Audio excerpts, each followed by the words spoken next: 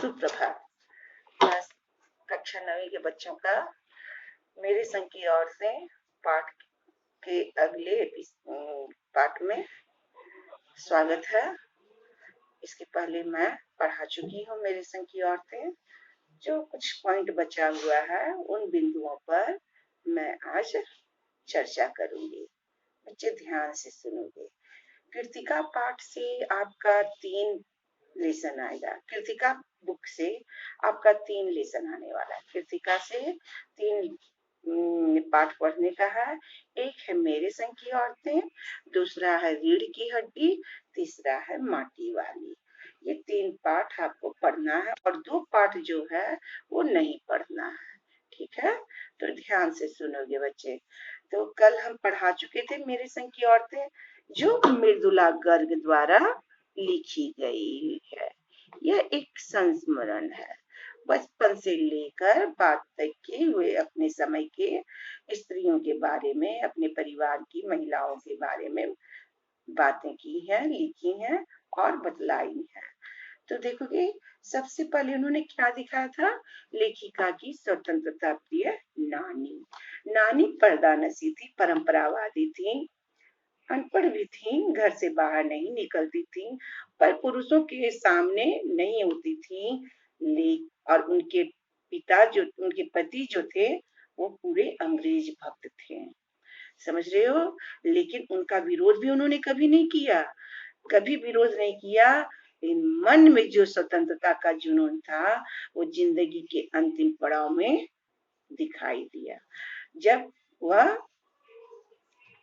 मृत्यु के करीब थी, जब जिंदगी उनका बहुत बीमार थी, अब उनकी जीवन लीला समाप्त होने वाली थी, तो उसके पहले उन्होंने अपने पति से एक इच्छा प्रकट की। और क्या की थी कि वो उनके मित्र प्यारेलाल शर्मा से मिलना चाहती हैं। वो नाना जी जो थे लेखिका के, वो अंतिम समय देख करके, परिस्थिति को समझकर उनकी इच्छा पूरी करने के लिए प्यारेलाल जी को बुलाए।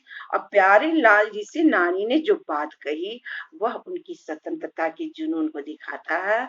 वह क्या कही कि मेरी पुत्री की शादी का जिम्मा आपको लेना होगा और आपके जैसा ही किसी क्रांतिकारी से उसकी शादी करानी होगी। तो इसलिए लेखिका नानी को ना देखकर भी उनके व्यक्तित्व से बहुत प्रभावित हुई। अब है लेखिका की माता का वैवाहिक जीवन।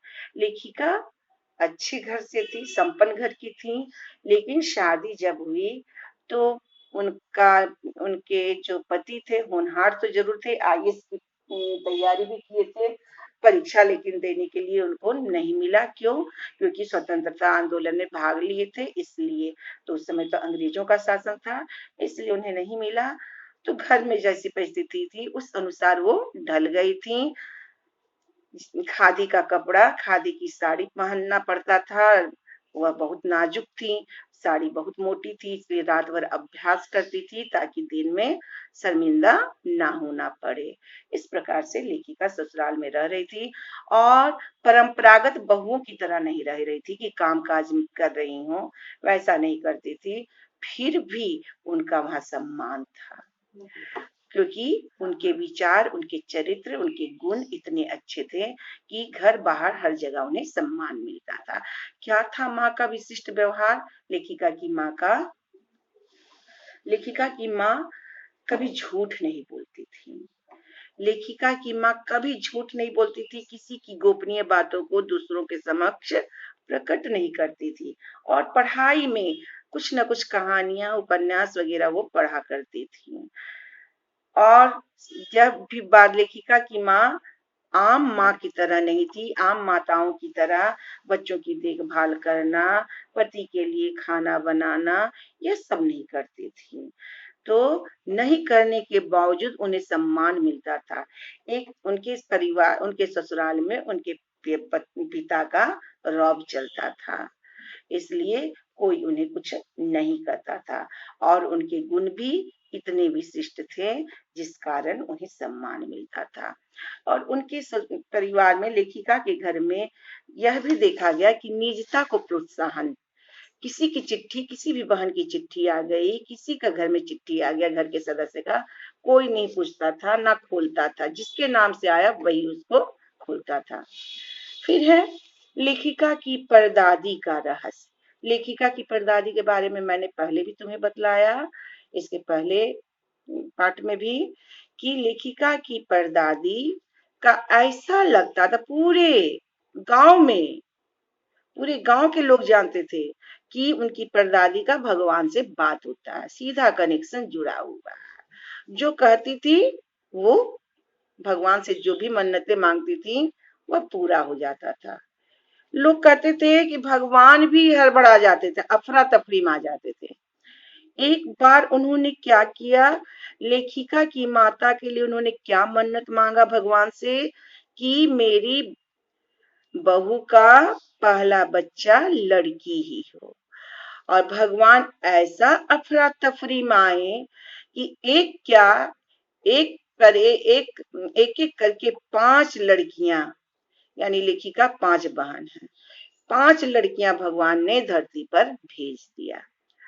तो इस प्रकार से सभी को यह विश्वास था कि लेखिका की परदादी कैसी थी, ईश्वर से सीधा संबंध जुड़ा हुआ था और अपरिग्रह की भावना लेकर चलती थी। जो धोती पहनती थी वो 2 से अधिक नहीं रखती थी, 2 के अलावा तीसरा अगर हो जाता तो वो दान कर देती थी। इस प्रकार की थी परदादी। इतना ही नहीं, लेखिका की परदादी ने किसी भी प्रकार का दबाव डालकर चोर का हृदय परिवर्तन नहीं किया, बल्कि सहजता से, अपने सहज व्यवहार से चोर का हृदय बदल दिया। कैसे बदला? जब लेखिका के घर में शादी हो रही थी, लड़के की शादी थी, पूरा गांव बारात चला गया था।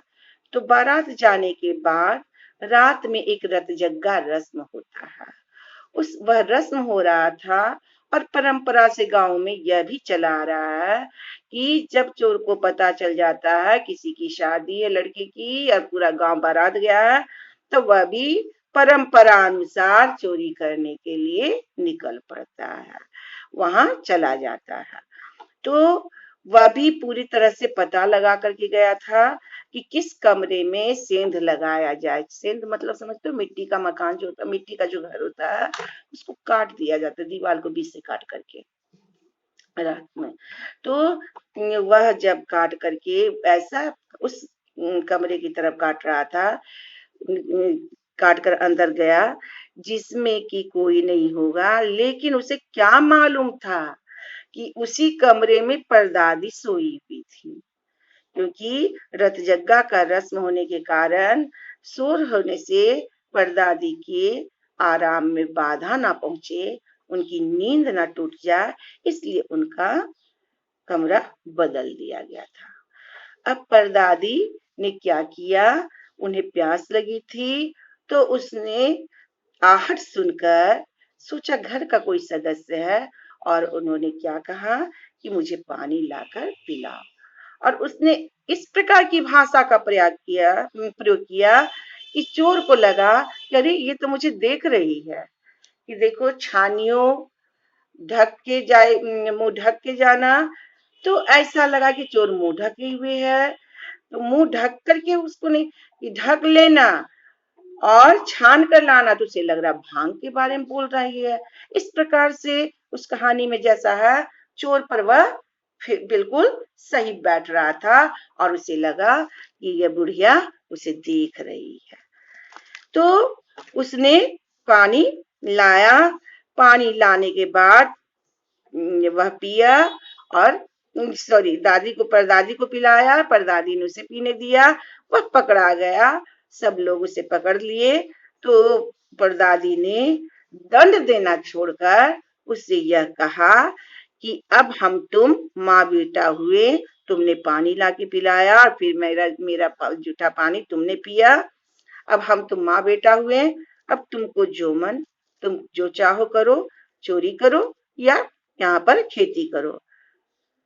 बस इस सहज व्यवहार से चोर ने अपनी बुरी आदत त्याग दी और क्या करने लगा, खेती करने लगा।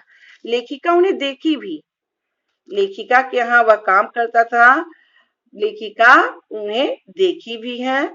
लेखिका पर अपने पूर्वजों का भी प्रभाव पड़ा। किस प्रकार से, जब देश आजादी के आंदोलन का जश्न मना रहा था, उस समय क्या हुआ, लेखिका टाइफाइड के रोग से, टाइफाइड हो गया था, बीमार थी, उन्हें जाने नहीं दिया गया, लेकिन स्वतंत्रता का जुनून नानी की तरह था। वह जाने के लिए रो रही थी, लेकिन नहीं जब जाने मिला तो क्या की, उपन्यास पढ़ना शुरू की। उपन्यास पढ़ते पढ़ते उनके मन में साहित्य लेखन की प्रेरणा मिल गई। उसके बाद है कि लेखिका की 5 बहन और एक भाई थे।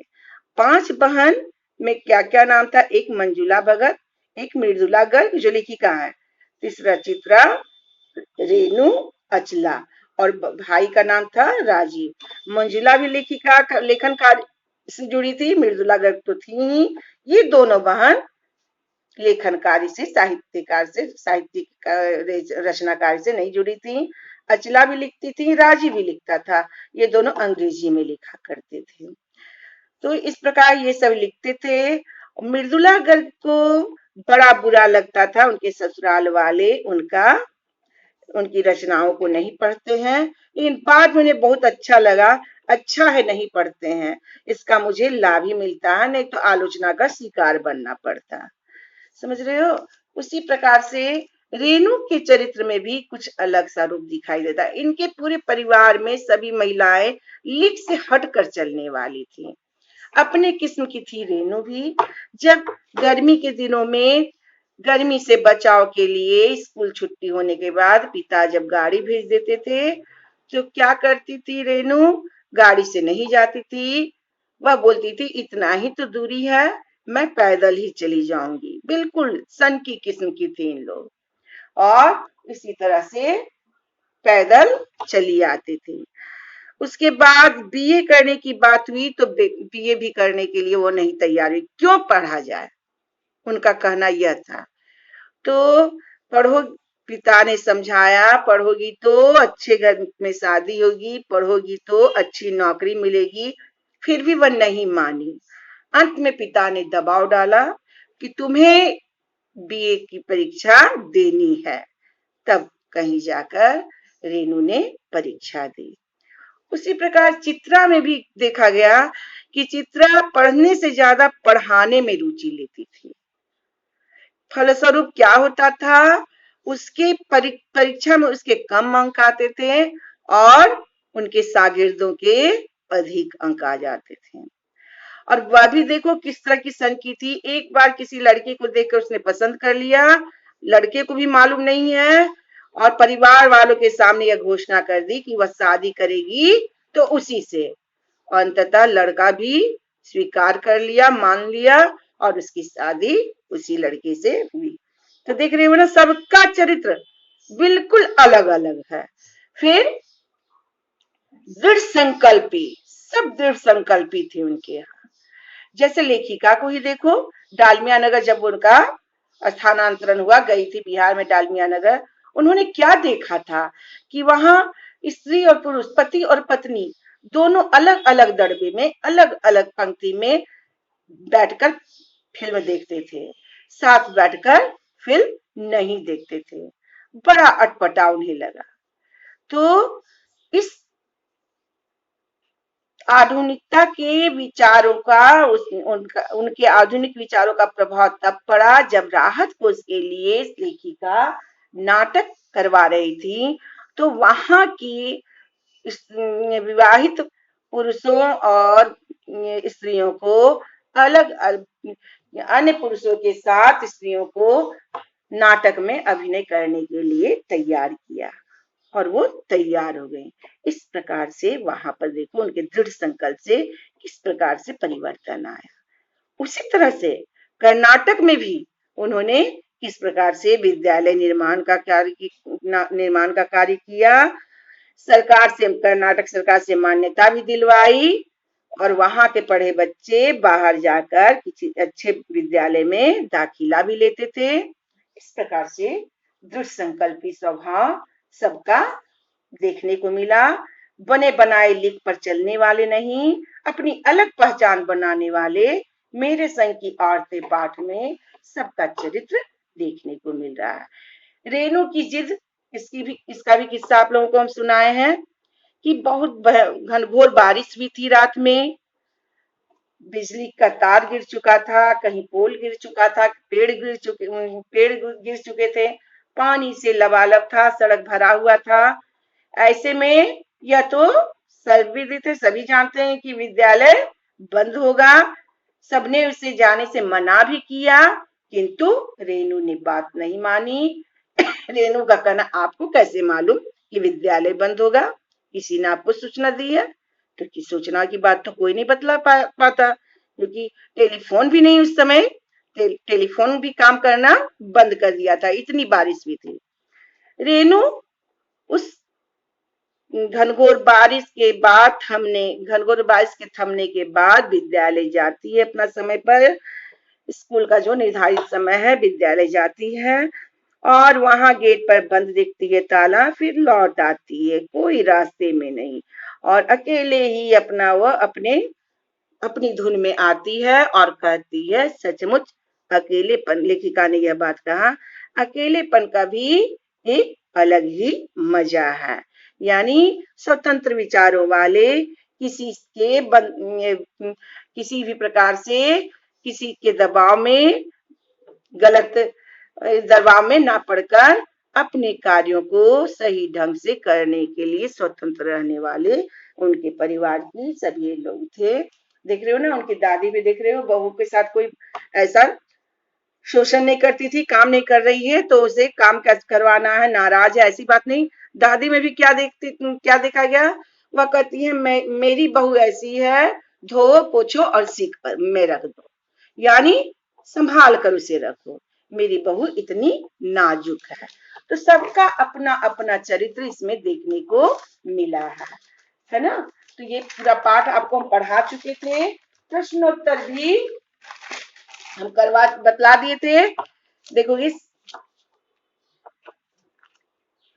जीवन में कैसे इंसानों को अधिक श्रद्धा भाव से देखा जाता है, पाठ 7 का प्रश्नोत्तर है, सॉरी क्वेश्चन नंबर 7 का, मेरी संग की औरतें पाठ का क्वेश्चन नंबर 7 का ये प्रश्न है।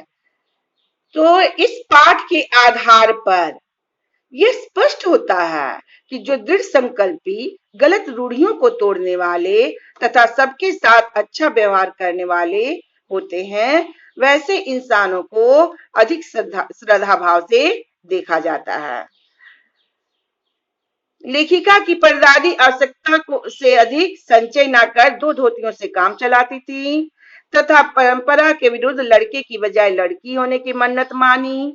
लेखिका की नानी पर्दानसी होते हुए अपनी पुत्री की शादी एक क्रांतिकारी युवक से करने की ठानी। उनकी यह ऊंची सोच थी। लेखिका की मां कभी झूठ नहीं बोलती थी तथा किसी की गोपनीय बातों को दूसरों के समक्ष प्रकट नहीं करती थी। ऐसे व्यक्तित्व वाले व्यक्ति अधिक श्रद्धा भाव से देखे जाते हैं, है ना। सच अकेलेपन का मजा कुछ और होता है। इस कथन के आधार पर लेखिका की बहन एवं लेखिका के बारे में अपने विचार व्यक्त कीजिए।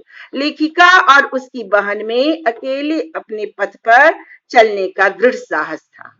लेखिका ने अपने बलबूते पर बिहार में नारी जागृति का कार्य किया, जो पढ़ा चुके हैं फिल्म देखने वाला। जहां पहले पति पत्नी साथ बैठकर फिल्म नहीं देख सकते थे, वहीं लेखिका ने शादीशुदा औरतों को पर पुरुषों के साथ नाटक में अभिनय करने के लिए प्रेरित किया। इसी प्रकार कर्नाटक के एक छोटे से कस्बे बागलकोट में एक प्राइमरी स्कूल खुलवाया। लेखिका की बहन रेणु भी भीषण बरसात में जब सब कुछ बंद था, वैसे में 2 मील दूर स्कूल पैदल ही तय की, अकेले गई और स्कूल बंद देखकर वापस चली आई। ये दोनों व्यक्तित्व मौलिक थे। ये स्वतंत्र सोच रखते थे और अपनी राह पर स्वयं चलने की हिम्मत रखते थे। इसलिए कहा गया सच अकेलेपन का मजा कुछ और होता है। इसके अलावा भी आप लोगों को हम होमवर्क दिए हुए हैं कि तुम लोग कंप्लीट कर लेना, है ना। कौन कौन सा प्रश्न दिए हैं? लेखिका की नानी मरने से पहले मुंहजोर क्यों हो उठी? लेखिका की परदादी की किस बात से सब लोग हैरान हो गए? ठीक है, तो ये सब तुम लोग कर लोगे। और सारा प्रश्नोत्तर करवा चुके हैं हम पीडीएफ भेज देंगे आज आप लोगों को। डराने धमकाने उपदेश देने या दबाव डालने की जगह सहजता से किसी को सही राह पर लाया जा सकता है। पाठ के आधार पर तर्क सहित उत्तर दीजिए। तो तुम लोग जानते हो ना किनके बारे में ये कहा गया है? चोर के बारे में। कैसा हृदय परिवर्तन हो गया? आप अपनी कल्पना से लिखिए कि परदादी ने पतोहू के लिए पहले बच्चे के रूप में लड़की पैदा होने की मन्नत क्यों मांगी। आज के समय में भी यह बात सही बैठ रही है। लड़कियों के लिए जो तुच्छ मानसिकता बनी हुई है, उस जमाने में उनकी परदादी कितनी आधुनिक परदादी कितनी आधुनिक ख्यालों की थी, समझ रहे हो ना। वो स्त्रियों के प्रति लोगों की अच्छी मानसिकता रहे, लोग उन्हें सम्मान दे, इसलिए उन्होंने लड़की पैदा होने की मन्नत मांगी। खुद भी स्वयं भी एक स्त्री थी और वह जानती थी स्त्रियों को सम्मान समाज में कैसे मिल सकता है। अगर स्त्रियां ही इस और आगे नहीं बढ़ेंगी तो वह कभी भी सम्मान के काबिल नहीं रह पाएंगी। तो ये नारी जागृति की बात उनकी परदादी में देखने को मिला। ठीक है ना। और लेखिका की मां की विशेषताएं तो समझ ही गए हो तुम लोग। भले ही वह कुलवधू की तरह जैसे घर की बहू काम करती हैं, ससुराल को संभाल लेती हैं, वह नहीं कर पाती थी, कमजोर थी, नाजुक थी। लेकिन और हर चीज में उनका सम्मान मिलता था, क्योंकि वो निष्पक्ष होकर कोई बात करती थी, सच बोलती थी और सबके साथ अच्छा व्यवहार रखती थी। फलस्वरूप हर ठोस निर्णय में लेखिका की मां का सलाह लिया जाता था और वह सलाह पत्थर की लकीर बन जाती थी, उसको मानते थे लोग। समझ रहे हो। तो ये पूरा पाठ मैंने कंप्लीट कर दिया बच्चे। आप लोगों को दो बैलों की कथा यूनिट टेस्ट में आएगा, वैकल्पिक प्रश्नोत्तर, उसकी तैयारी करोगे और जितना हम पढ़ा चुके हैं वो सब तैयार रखो, कॉपी में फेयर बना कर रखो। नेक्स्ट फिर बाद में मिलेंगे हम, है ना। तुम लोग तैयारी करो। थैंक यू, धन्यवाद।